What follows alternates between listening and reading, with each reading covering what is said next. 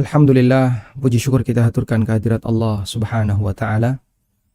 Dialah yang memberikan kita limpahan hidayah, limpahan rahmat, dan berbagai macam keutamaan yang tidak pernah bisa kita hitung.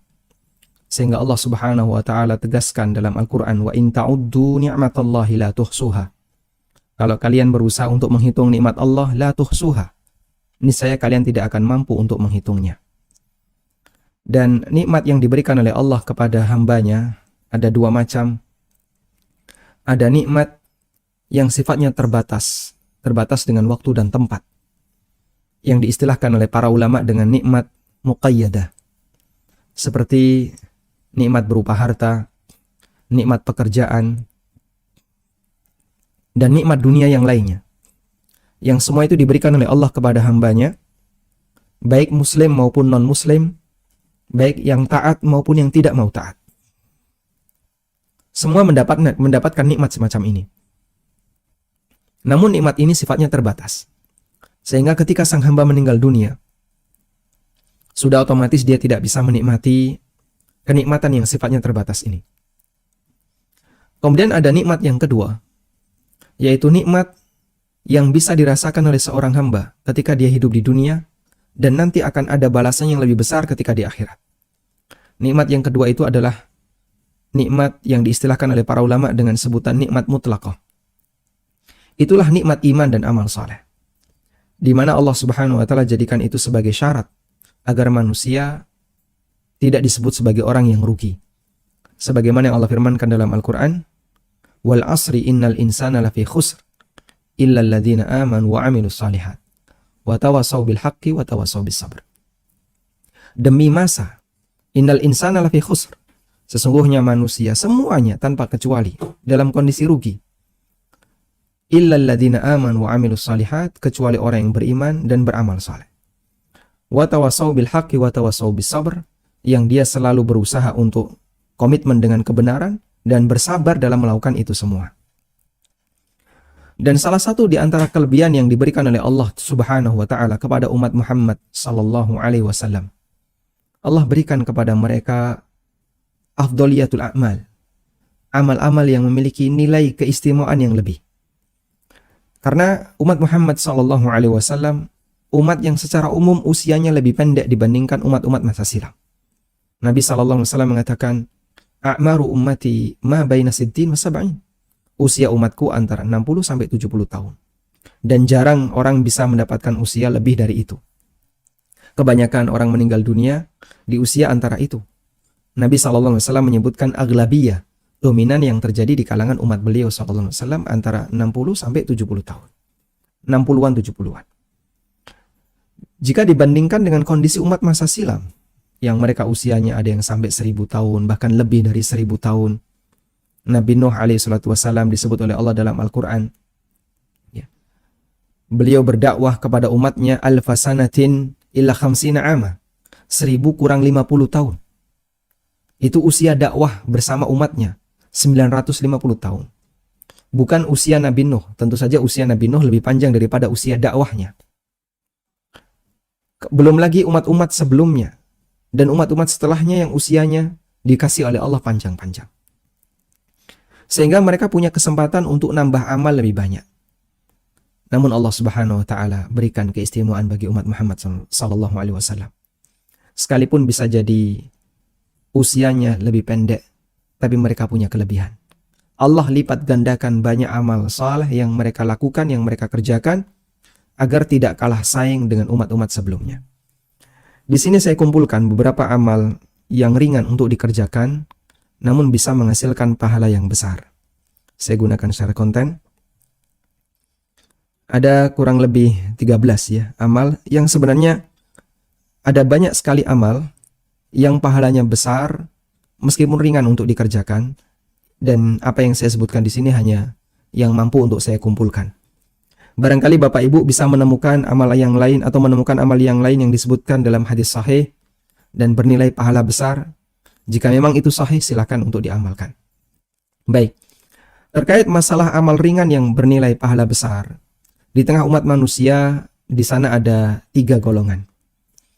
Pertama, ada golongan yang mereka terlalu berlebih-lebihan dalam masalah ini. Sehingga sampai dia itu menetapkan banyak sekali amal ringan yang pahalanya besar, sekalipun berdasarkan hadis yang jelas palsu, atau hadis yang statusnya dhaif jiddan, sangat lemah sekali. Dalam bahasa lain, itu dusta atas nama Rasulullah SAW. Dan kita nggak pakai yang seperti ini. Karena kalau pakai hadis yang dusta atas nama Nabi SAW, resikonya lebih besar dibandingkan janji yang disebutkan dalam hadis itu. Rasulullah SAW pernah bersabda, "Man haddatha anni bihadithin yura annahu kadhiban fahuwa ahadul kadhibain." Barang siapa yang menyampaikan sebuah hadis dariku, dan dia punya dugaan hadis itu lemah, hadis itu palsu, hadis itu dusta, sementara dia tetap nekat menyampaikannya, fahuwa ahadul kadhibain, maka dia termasuk salah satu pendusta. Dan bahkan orang yang membuatnya diancam berat oleh Rasulullah SAW. Man kadzdzaba alayya muta'ammidan falyatabawwa maq'adahu minan nar. Siapa yang berdusta atas namaku secara sengaja, maka siapkan tempatnya di neraka. Waliyadzubillah. Sehingga kita nggak setuju dengan kelompok yang pertama seperti ini. Sebaliknya ada kelompok yang kedua, yang mereka ekstrim di sebelahnya, di mana mereka tidak mengakui keberadaan amal-amal yang bernilai besar, dengan anggapan, kok enak sekali. Cuman amalan ringan, tapi kok pahalanya besar. Padahal Islam itu kan, untuk bisa mendapatkan surga perlu perjuangan yang berat. Akhirnya banyak di antara mereka yang menolak. Saya nggak mau, nggak terima yang ini, nggak menerima yang ini, dan seterusnya. Dan kita juga tidak sepakat dengan kelompok yang kedua ini. Karena kalau memang hadis itu sahih dari Nabi SAW, kenapa kita tolak? Ya, dzalika fadlullah yu'tihi may yasha. Itulah karunia Allah, dan Allah Ta'ala memiliki karunia yang luas. Sehingga kalaupun Allah memberikan pahala yang besar terhadap amal hamba yang sedikit, selama Nabi SAW yang mensabdakan itu dengan dalil yang sahih, kita terima dan kita yakini itu akan menghasilkan pahala yang besar. Baik. Ada salah satu kelompok yang dia tidak mau menerima syafaat Nabi SAW. Sehingga mereka menolak, nggak benar Nabi SAW ngasih syafaat, nggak benar. Mereka menolak syafaat. Dan kita tidak menerima kelompok ini. Dan kita katakan bahwa keyakinan Anda tidak meyakini syafaat adalah keyakinan yang salah, karena syafaat itu benar adanya. Dan Nabi SAW menyebutkan dalam hadis yang sahih. Baik. Nah, kita berada di kelompok yang tidak ekstrim kanan dan kiri tadi ya. Sehingga kita tidak berlebihan dalam menetapkan fadail a'mal, amal-amal yang punya fadilah, sampai yang palsu dimasukkan, yang jelas dusta dimasukkan. Kita tidak setuju dengan kelompok ini. Kita juga tidak berpihak dengan kelompok yang suka menolak dengan alasan kok kayaknya terlalu fantastis, berlebihan dalam menetapkan pahala. Padahal itu disebutkan dalam hadis yang sahih. Nah, kita mengambil jalan tengah. Selama hadis itu sahih dari Nabi SAW, dalil itu sahih, berkaitan dengan pahala amal, kita terima. Dan kita berusaha untuk mengamalkannya dengan semangat. Baik. Sekarang kita akan baca yang pertama. Amal pertama yang bisa menghasilkan pahala besar adalah membaca Subhanallahi wa bihamdihi subhanallahil azim. Subhanallahi wa bihamdihi subhanallahil azim. Dari Abu Hurairah radhiyallahu anhu, Nabi SAW bersabda, "Kalimatani khafifatani 'alal lisan, tsaqilatani fil mizan." Ada dua kalimat ringan di lisan, artinya gampang diucapkan. Tsaqilatani fil mizan, berat di timbangan. Habibatani ilar rahman, dan dicintai oleh Allah Ta'ala. Subhanallahi wa bihamdihi subhanallahil azim adalah lafaz subhanallahil azim, subhanallahi wa bihamdihi. Dalam riwayat yang lain, subhanallahi wa bihamdihi subhanallahil azim. Sehingga Anda bisa membaca dengan urutan subhanallahil wa bihamdihi subhanallahil azim, atau urutan subhanallahil azim subhanallahi wa bihamdihi. Karena dua-duanya berdasarkan riwayat yang sahih. Tayyib. Cukup ringan untuk diucapkan. Subhanallahi wa bihamdihi subhanallahil azim. Subhanallahi wa bihamdihi subhanallahil azim. Cukup ringan untuk diucapkan. Tapi berat di timbangan. Pada saat orang melakukan amal ini, dia menetapkan pujian dua hal untuk Allah Ta'ala. Yang pertama adalah mensucikan Allah. Ada dua pujian untuk Allah dalam kalimat Subhanallah wa bihamdihi subhanallahil azim. Pertama, mensucikan Allah dari setiap kekurangan, dari setiap aib, dari setiap cacat, baik yang ditetapkan oleh makhluk, baik yang diyakini oleh makhluk, maupun yang ditetapkan oleh yang lainnya. Ya, yang ditetapkan oleh manusia maupun yang lainnya. Seperti misalnya ada orang yang mengatakan Allah punya anak, Allah punya istri. Maha suci Allah dari yang seperti ini. Atau seperti hinaan yang diberikan oleh orang Yahudi. Mereka menyebut yadullahi maghlulah, tangan Allah terbelenggu. Mereka juga menyebut innallaha faqir wa nahnu aghniya, Allah miskin dan kami yang kaya. Ini penghinaan orang Yahudi. Kita sucikan Allah dari semua bentuk kekurangan dan penghinaan yang diberikan oleh para hambanya.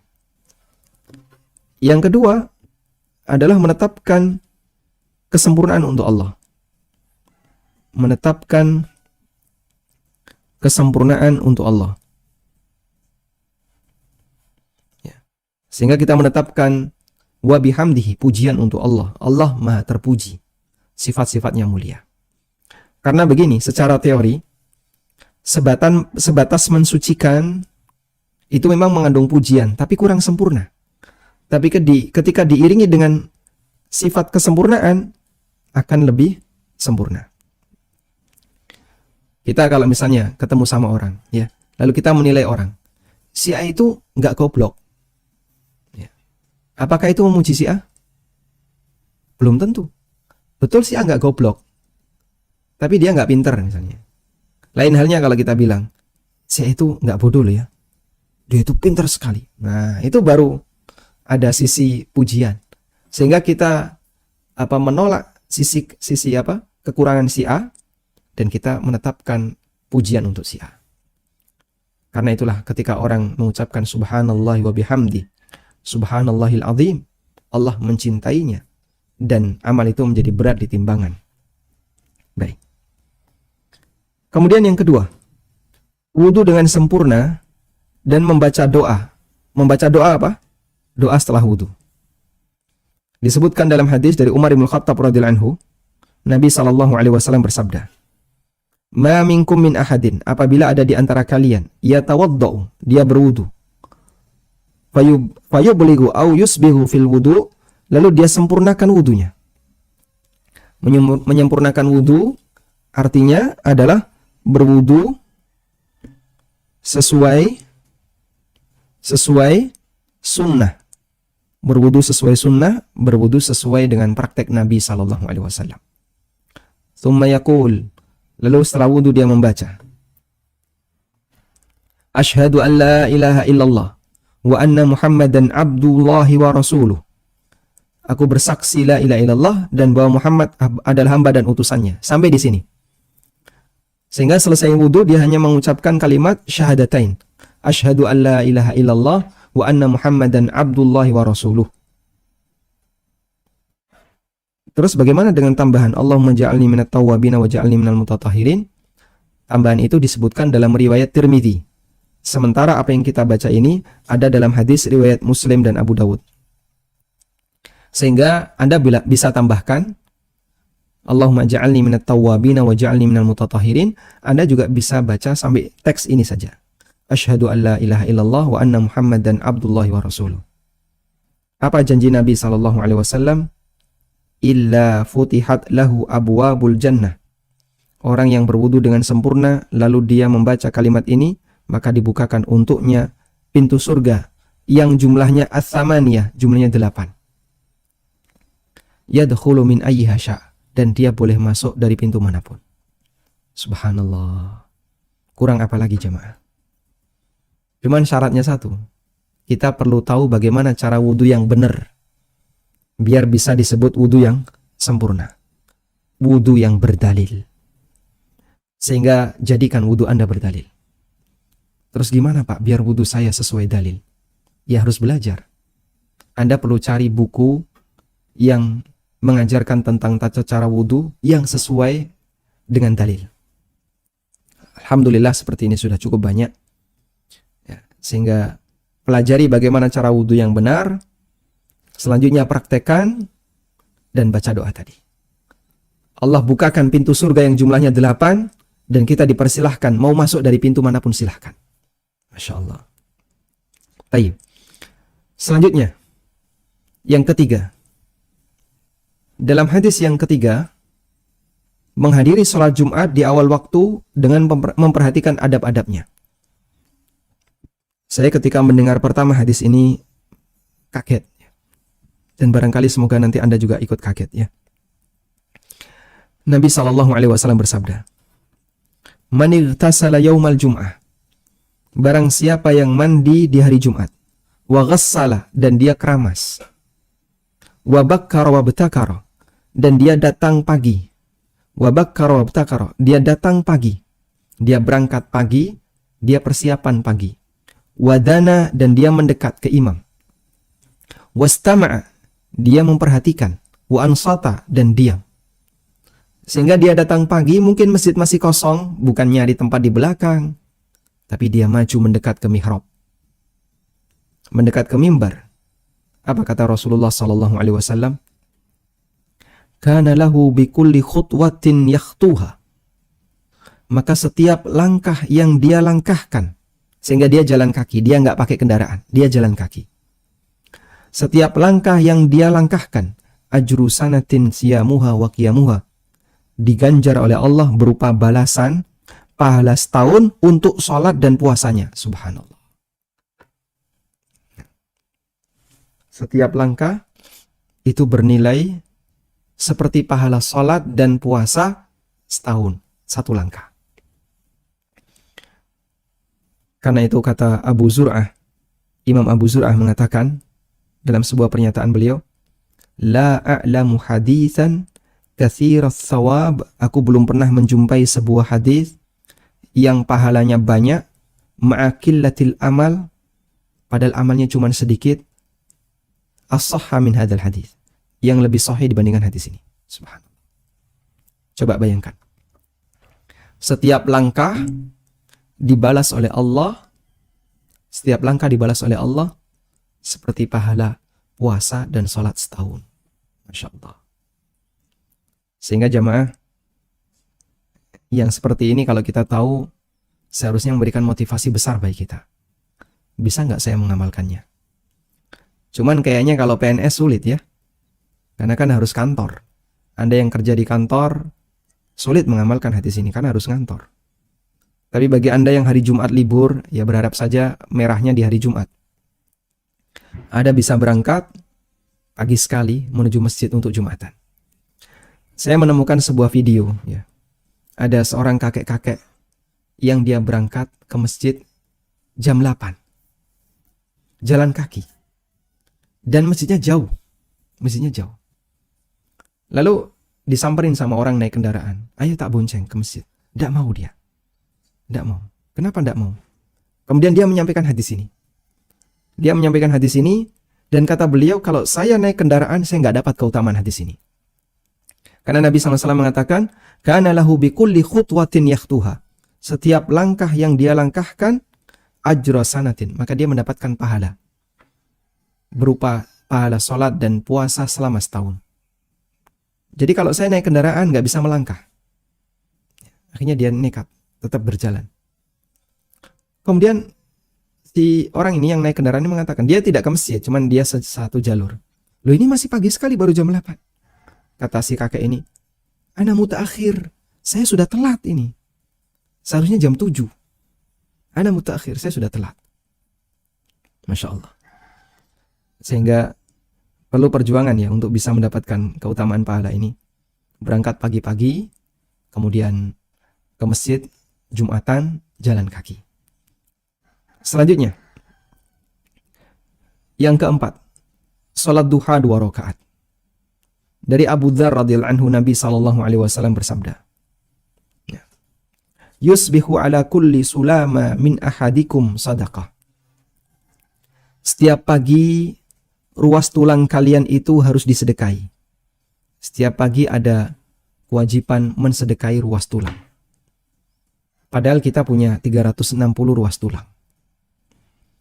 Sehingga kalau ada, coba dihitung ini ya, 360 ruas. Yang ini harus disedekahi, ada kewajiban untuk sedekah. Untuk 360 ruas. Andaikan Bapak Ibu dalam sehari, tugas dalam satu pagi itu sedekahnya senilai 1.000. 1.000 rupiah aja. Berarti Anda tiap hari harus mengeluarkan duit senilai 360.000 per hari. Coba. 360.000 per hari. Satu bulannya berapa ini? Kali 30. Masya Allah ya, tekor kita jadinya ya. 10 juta. 10,8 juta per bulan. Mungkin kita tekor. Iya, gaji kita nggak sampai sekian. Namun Nabi SAW menyebutkan sedekah itu bisa digantikan dengan beberapa amal. Fakullu tasbihatin sadaqah. Setiap ucapan subhanallah jadi sedekah. Sehingga satu ruas tersedekahi dengan subhanallah. Membaca alhamdulillah jadi sedekah. La ilaha illallah jadi sedekah. Tullu takbiratin, takbir Allahu Akbar jadi sedekah. Amrun bil ma'ruf sedekah. Nyuruh orang berbuat baik sedekah. Ayo sholat sedekah. Anda ajak-ajak orang untuk ikut ngaji, insya Allah jadi sedekah. Wa nahyun 'anil munkari sedekah. Lihat orang nggak puasa, kita melarang dia sedekah.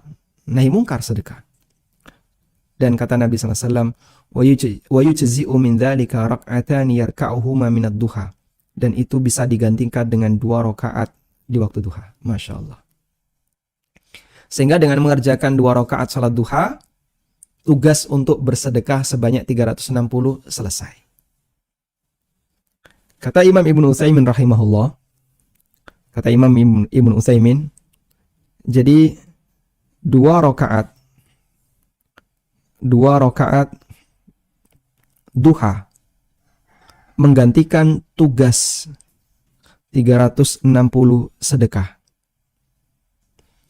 Jika orang tidak sholat duha, maka setiap amal yang ini ekivalen dengan amal-amal yang kita kerjakan.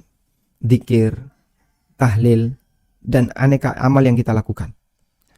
Jika orang tidak melakukan duha, jika ini tidak dilakukan, maka amal-amal ini nanti yang dijadikan sebagai pengganti tugas sedekah. Tapi kalau duha ini kita kerjakan, maka duha ini yang menjadi pengganti, lalu ini aman. Sehingga ini jadi tabungan amal. Begitu ya. Maka kalau Bapak Ibu rutin sholat duha 2 rakaat, amal-amal ini jadi tabungan. Tapi kalau enggak, dia dijadikan sebagai pengganti tugas 360 sedekah. Makanya ya, usahakan duha 2 rakaat. 2 rakaat saja. Pak, tapi saya masuk kantor berangkat gelap pulang gelap.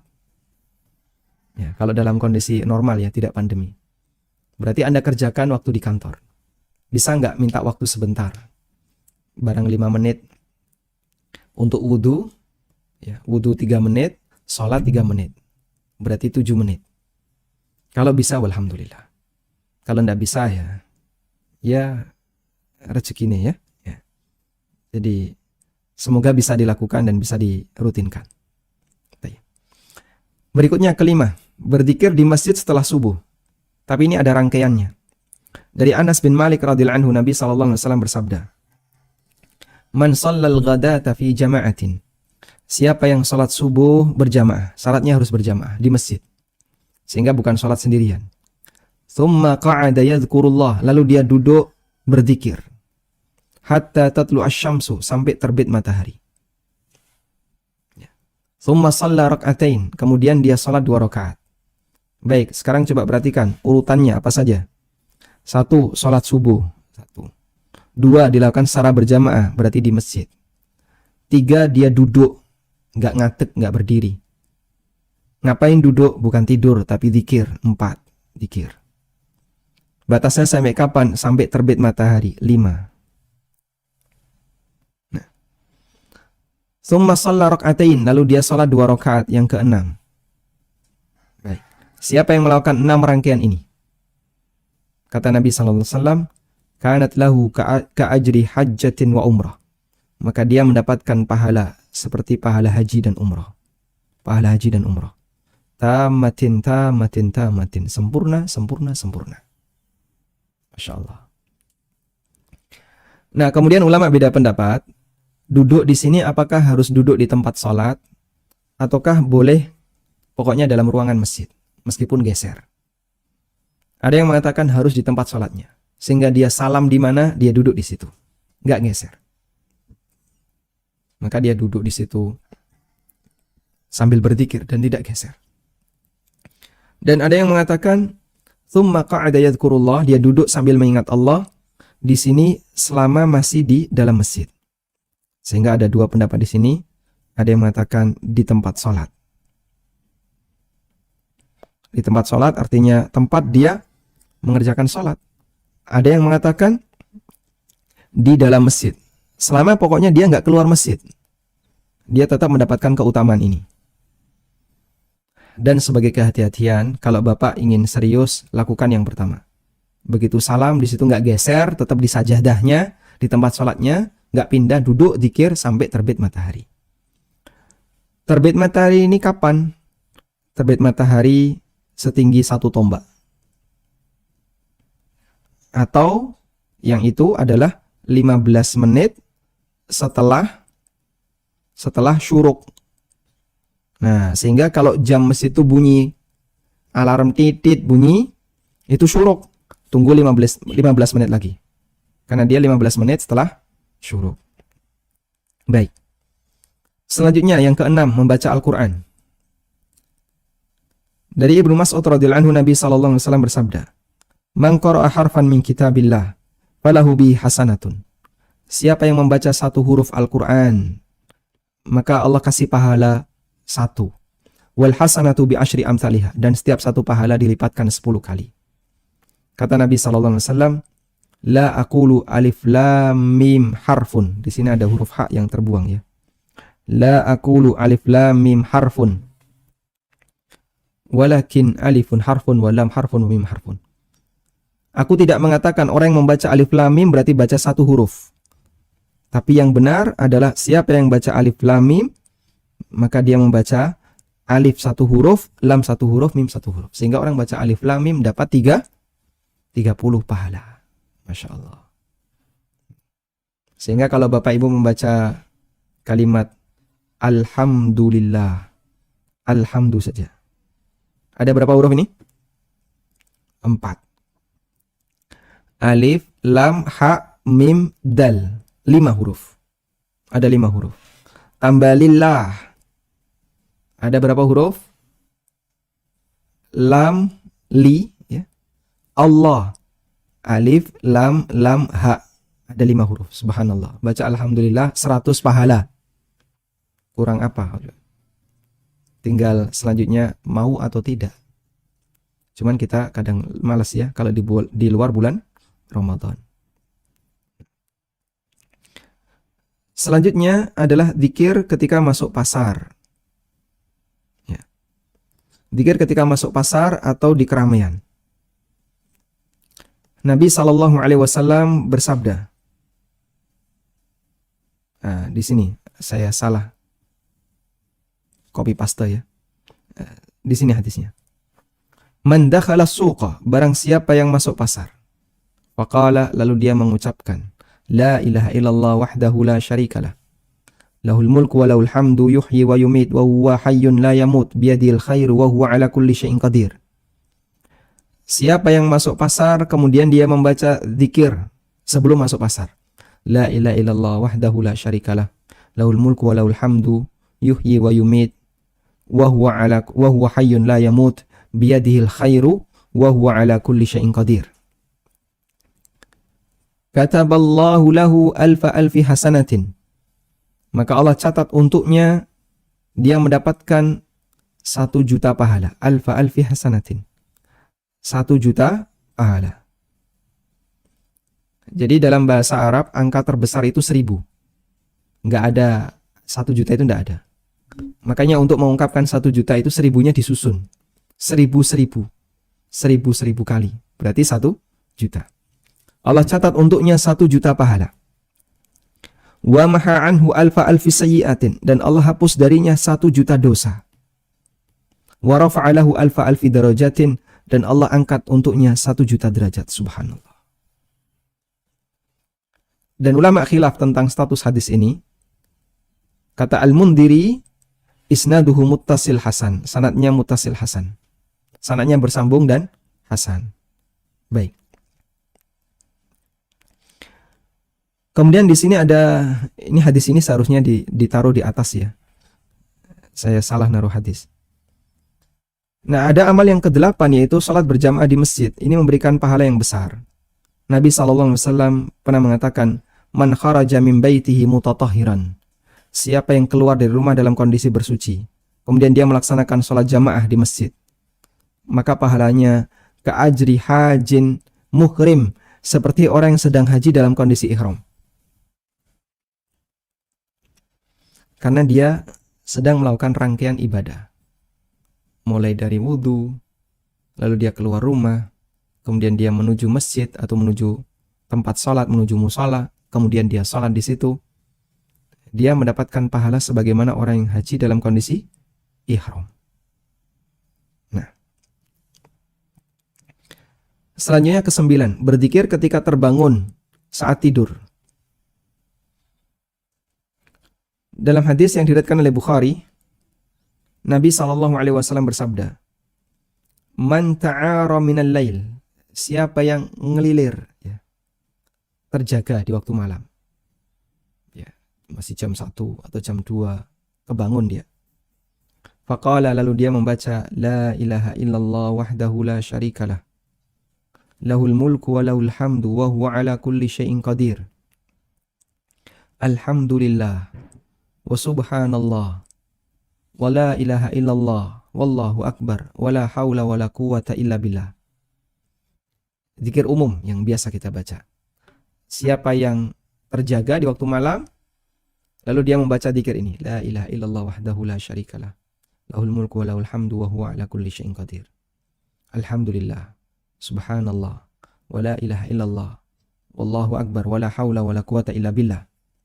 Tsumma qala, lalu dia mengucapkan, Allahumma gfirli, ya Allah ampunilah aku. Atau dia berdoa,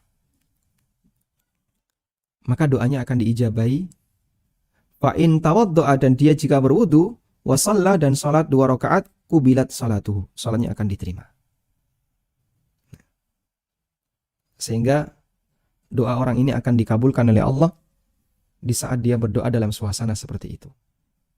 Baik. Hadis riwayat Bukhari. Kenapa doa ini mendapatkan pahala besar? Kata Al-Hafidz Ibnu Hajar, ini mirip seperti doa orang yang masuk pasar. Amal ringan, tapi dikasih oleh Allah ganjaran 1 juta.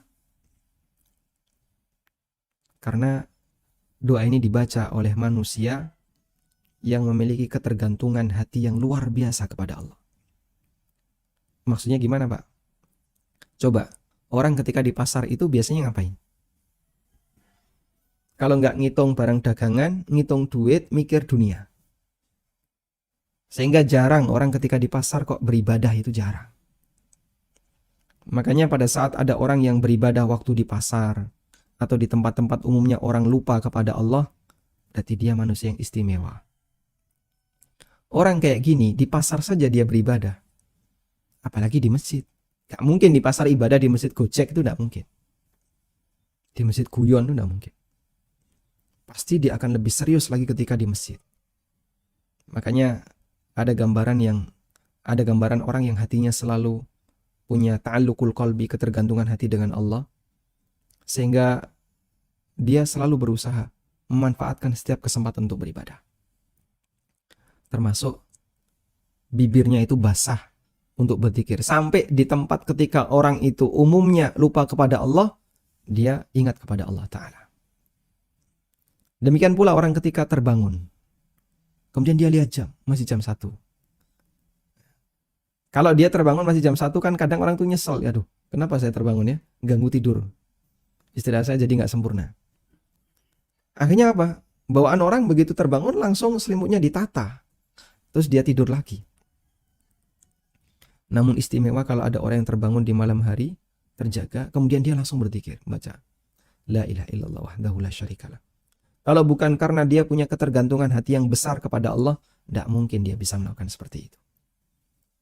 Makanya amal-amal seperti ini kelihatannya kecil, tapi kenapa berpahala besar? Karena melihat dari semangat pelakunya dalam berzikir kepada Allah Subhanahu wa taala. Baik, saya sempurnakan 10 ya.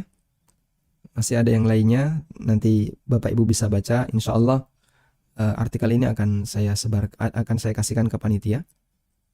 Yang ke-10, salat sunnah 2 rakaat sebelum subuh. Dari Aisyah radhiyallahu anha, Nabi sallallahu alaihi wasallam bersabda, "Raka'atul fajri khairum minad dunya wa ma fiha." 2 rakaat fajar. 2 rakaat fajar itu qobliyah subuh.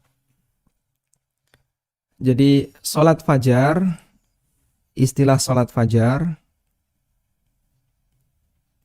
itu digunakan untuk menyebut 2 hal. Yang pertama salat subuh itu sendiri, yang kedua qobliyah subuh. Sehingga kalau ada istilah salat fajar, lihat konteksnya. Kalau konteksnya maknanya subuh, ya dipahami sebagai salat subuh. Kalau konteksnya qobliyah subuh, dipahami qobliyah subuh. Baik. Dan di sini konteksnya adalah qobliyah subuh. Raka'atul fajri khairum minad dunya wa ma fiha. Lebih baik dibandingkan dunia seisinya. Kenapa demikian besar dibandingkan dengan sholat rawatib yang lain? Karena 2 rakaat fajar itu membuka aktivitas manusia. Pertama yang dia lakukan begitu terbit fajar, sujud kepada Allah. Bukan ngitung duit, bukan mikir dunia, tapi sujud kepada Allah Ta'ala. Coba, kalau bukan orang muslim, tidak ada yang melakukannya. Padahal orang-orang yang gak kenal salat, begitu bangun apa yang dipikir? Pertama yang dicari apa? Kacamata. Itu yang pakai kacamata ya. Atau yang dicari pertama dunia. Yang dipikir dunia. Itu kalau non-muslim. Atau orang yang gak salat. Tapi orang yang salat, begitu dia bangun, salat pertama ketika terbit fajar, kalau dia gak tahajud ya, yang pertama adalah salat fajar. Makanya tidak heran ketika Allah Subhanahu wa taala menjadikan pahala salat ini lebih baik dibandingkan dunia seisinya. Wallahu taala alam. Sebenarnya masih ada beberapa amal yang lain dan nanti bisa dibaca. Insyaallah cukup mudah untuk dipahami dan mudah untuk diamalkan. Tinggal selanjutnya seberapa semangat kita untuk mengamalkannya. Mohon kepada Allah kemudahan. Allahumma a'inna ala dzikrika wa syukrika wa husni ibadatik. Wa sallallahu ala nabiyyina Muhammadin wa ala alihi wa sahbihi wasallam. Baik, selanjutnya kami kembalikan ke panitia. Masya Allah, tabarakallah. Alhamdulillahilladzi bi ni'matihi tatimmus shalihat. Setelah kita simak penyampaian ilmu dari Ustaz Amin Mubaid, STBA Hafizahullah Ta'ala, tentang amalan ringan namun berat di timbangan. Selanjutnya kita memasuki sesi kedua, yaitu sesi tanya jawab. Tafadhol kepada para ikhwan wa akhwat yang ingin bertanya dapat disampaikan di kolom chat via Zoom.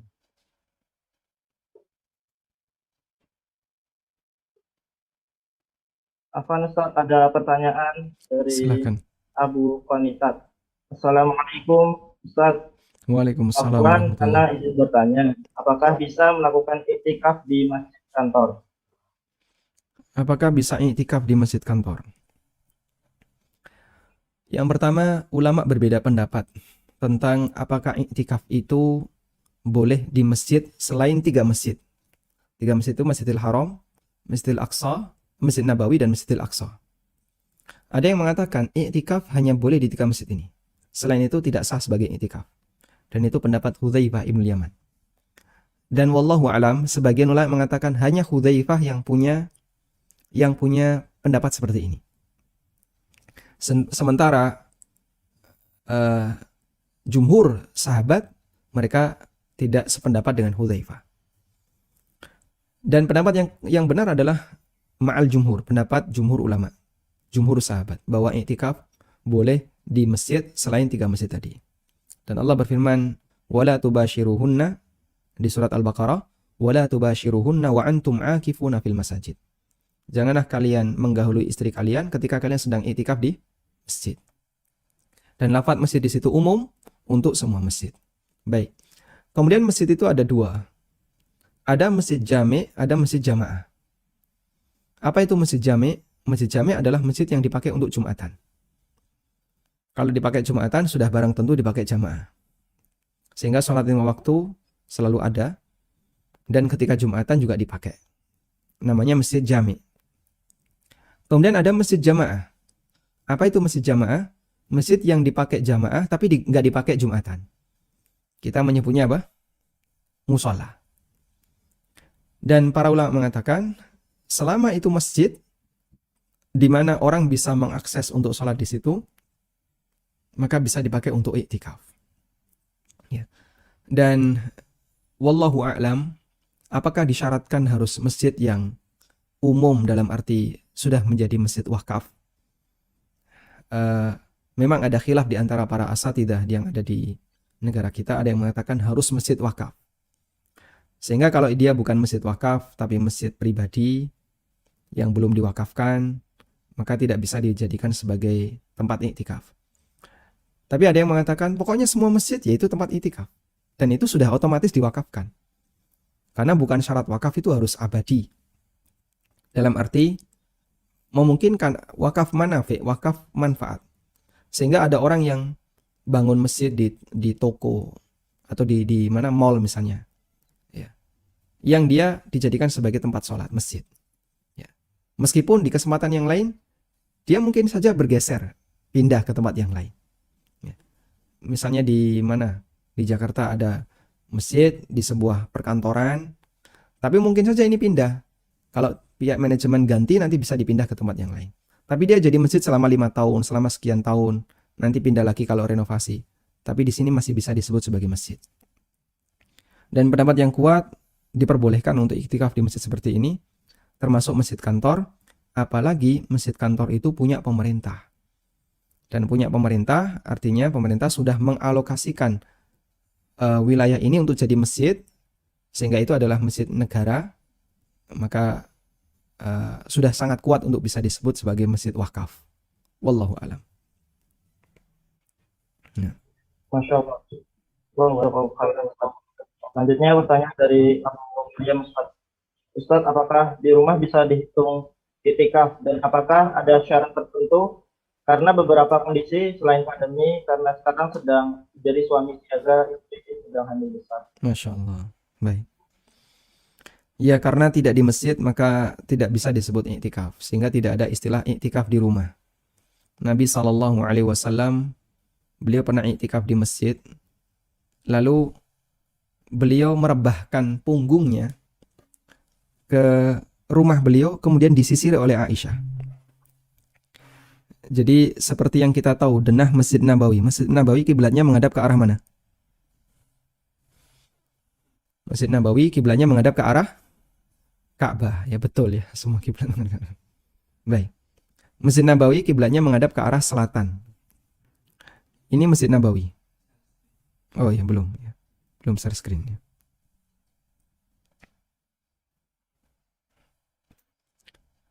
Nah. Masjid Nabawi kiblatnya menghadap ke arah selatan. Saya balik ya. Biasanya atas kan utara, ini atas selatan, kiblat.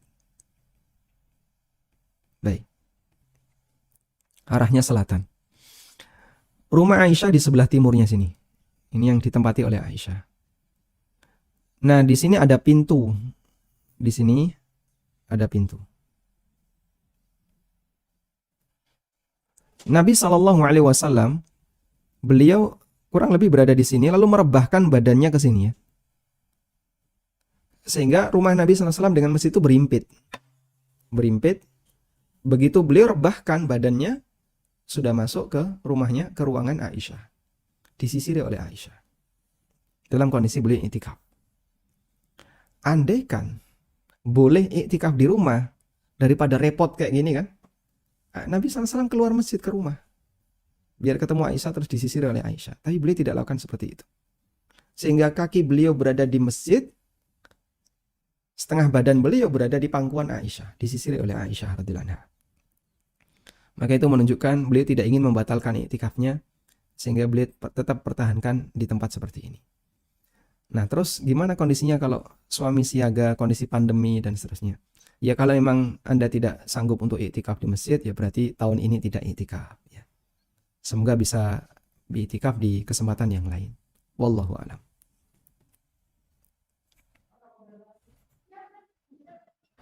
Ya, Ustaz. Pertanyaan dari Aki Siswandi Agung.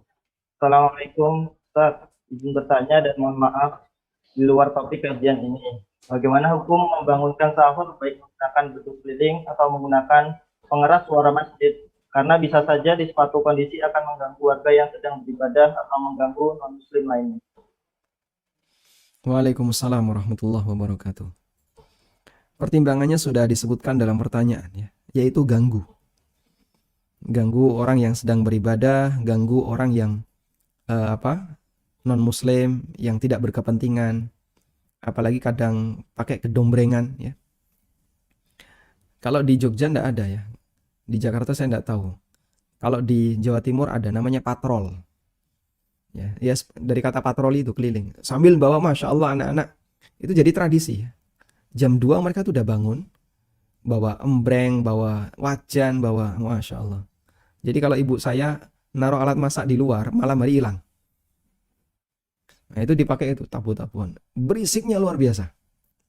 Kadang mereka bawa orjen, ya, keliling pakai mobil. Baik, jelas ini perbuatan yang tidak sesuai syariat, dan saya kira secara sosial di masyarakat juga perbuatan yang tidak didukung oleh mereka. Cuman ada sebagian orang yang menjadikan itu sebagai tradisi. Mungkin dulu cukup relevan, ya. Ketika orang tidak punya HP, tidak punya alarm, tidak punya wecker. Sekarang Masya Allah, alat yang dipakai untuk bangunin kan wecker. Cukup saya kira. Dan itu kan pribadi masing-masing. Sehingga tidak perlu pakai gaya kayak, ya, nabuh beduk atau pakai corong, ya. Sahur. Ya. Kenceng banget. Ya, jadi kalau ditanya hukumnya, lebih dekat kepada terlarang daripada diperbolehkan. Wallahu a'lam.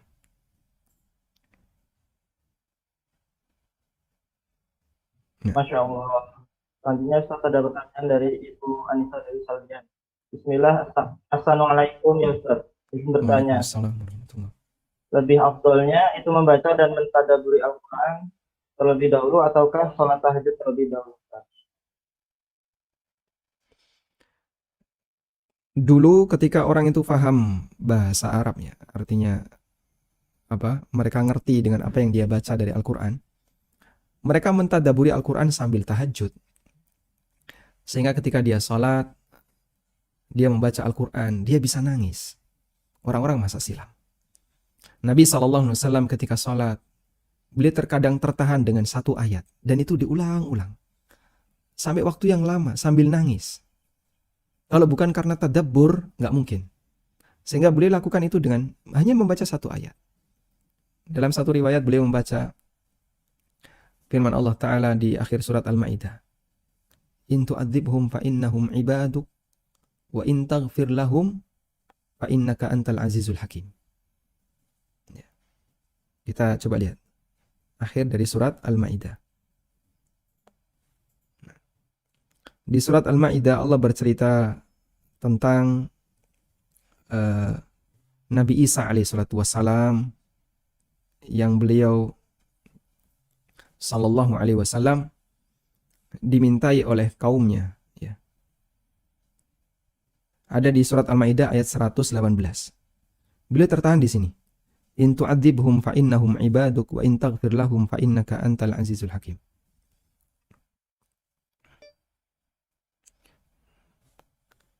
Ya Allah, kalaupun engkau menghukum mereka, engkau menyiksa mereka, yaitu para hambamu, fa innahum ibaduk, mereka itu hambamu. Kalaupun kau hukum mereka, kau siksa mereka, mereka itu hambamu ya Allah. Wa in taghfir lahum fa innaka antal azizul hakim. Dan jika engkau mengampuni mereka, sesungguhnya engkau maha aziz, maha perkasa, lagi maha bijaksana.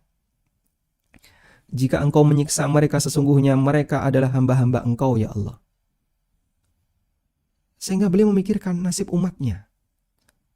Umatnya kalaupun disiksa oleh Allah, mereka ini adalah hamba-hamba Allah. Ini hambamu sendiri ya Allah. Masya Allah. Dan beliau tertahan ketika membaca ayat ini. Sambil beliau menangis. Sambil mentadaburi kondisi umatnya. Sehingga mereka bisa tadabbur sambil sholat. Cuman Pak, kondisi mereka kan tidak sebagaimana kita. Kita punya keterbatasan. Apa yang kita baca, kita tidak paham. Terus bagaimana caranya agar kita bisa mentadaburi Al-Quran? Atau dengan kata lain, mana yang lebih diutamakan? Baca Quran sambil mentadaburi atau sholat tahajud? Jawabannya sholat. Sholat lebih afdal. Dan tadabbur bisa Anda lakukan di lain waktu. Artinya bisa pagi. Karena itu adalah kesempatan untuk sholat, bermunajat dengan Allah. Sehingga silahkan kerjakan sholat, sekalipun Anda tidak bisa melakukan tadabbur. Wallahu a'lam.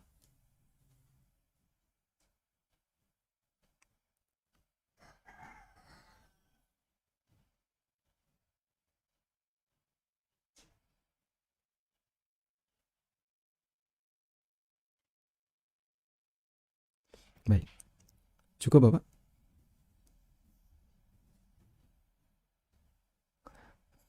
Ya. Pak Saka? Nggak ada suaranya. Nggak ada. Sepertinya beliau disconnect mungkin ya Pak. Disconnect ya? Siap, mungkin ditunggu sebentar. Baik.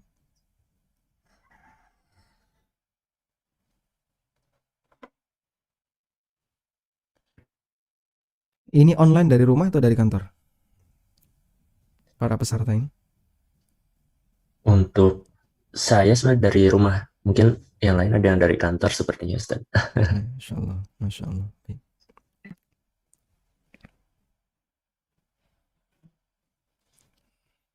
Iya, beli disconnect ya.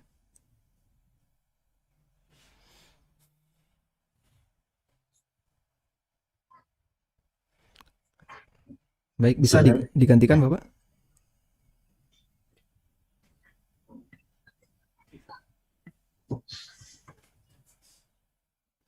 Iya, freeze beliau.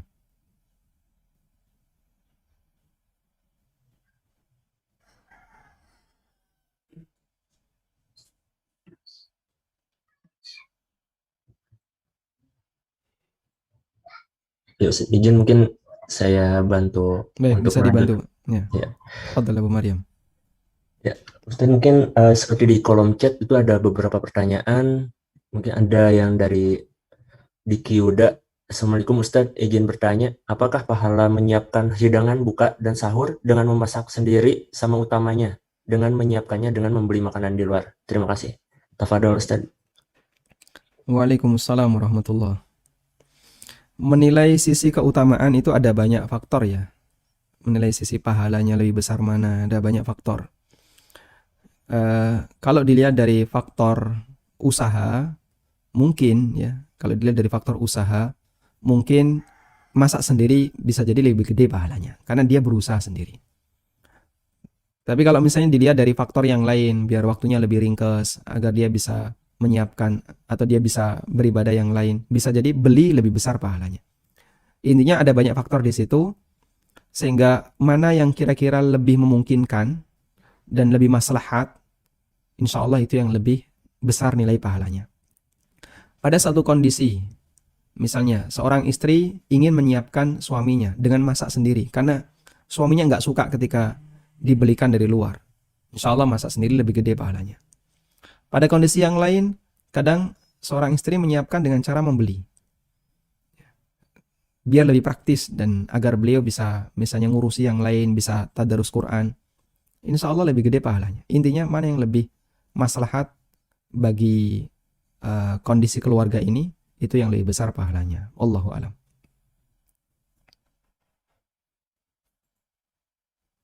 Baik. Ada satu pertanyaan, saya anggap ini terakhir ya, dari Pak Aditya. Iya betul. Assalamualaikum. Waalaikumsalam. Adakah batasan waktu i'tikaf? Misal kita datang tengah malam ke masjid atau harus dimulai selesai sholat raweh? Yang kedua, bagaimana hukumnya sholat tahajud setelah kita sholat witir di waktu sholat tarawih. Nah, yang pertama tentang waktu minimal iktikaf, ulama khilaf. Ada yang mengatakan waktu minimalnya semalam. Sehingga kalau semalam berarti Anda harus masuk masjid sebelum maghrib. Dan nanti keluar setelah subuh. Sehingga bawa bekal ya. Bawa bekal untuk berbuka, bawa bekal untuk sahur. Atau bisa juga diantar. Dan ini pendapat yang paling mendekati di antara pendapat ulama yang lain. Berdasarkan nadarnya Umar bin Khattab radhiyallahu anhu, beliau pernah mengatakan kepada Nabi sallallahu alaihi wasallam, "Inni nadartu an a'takifa lailatan fil Masjidil Haram." Saya pernah bernadar untuk itikaf semalam di Masjidil Haram. Kemudian Nabi sallallahu alaihi wasallam mengatakan, "Aufi binadrik." Penuhi nadarmu. Nah, kalau batasannya wajib semalam, berarti harus datang sebelum subuh, sebelum maghrib. Kemudian mengenai tahajud setelah witir, jawabannya boleh, tidak ada ulama yang melarang. Cuman mereka beda dalam teknis. Kalau menurut Hanafiyah, witirnya dibatalin dulu. Sehingga kalau Anda sudah witir di masjid, nanti ketika malam tahajud, sholat 1 rakaat sebagai pembatal witir. Setelah itu sholat terserah. 2 rakaat bebas. Ini pendapat Hanafiyah. Lalu nanti witir lagi di akhir. Sehingga menurut pendapat Hanafiyah jadinya kita witir 3 kali. Witir di awal malam, witir pembatal, witir penghujung. Dan ini pendapat yang lemah. Yang lebih kuat adalah pendapat jumhur. Silahkan sholat tahajud dengan jumlah rakaat terserah, tapi nanti tidak boleh witir lagi. Karena Nabi SAW mengatakan, la witrani fi lailah. Tidak boleh ada 2 witir dalam waktu satu malam. Dan ini insya Allah yang lebih mendekati, sehingga witir itu bukan pembatas akhir sholat, orang masih boleh sholat setelah witir. Wallahu ta'ala alam, demikian yang bisa kita sampaikan, semoga bermanfaat, dan semoga Allah memberikan kita kemudahan untuk bisa mengamalkan amalan-amalan yang ringan dan berpahala besar. Wassallallahu ala nabiyyina Muhammadin wa ala alihi wa sahbihi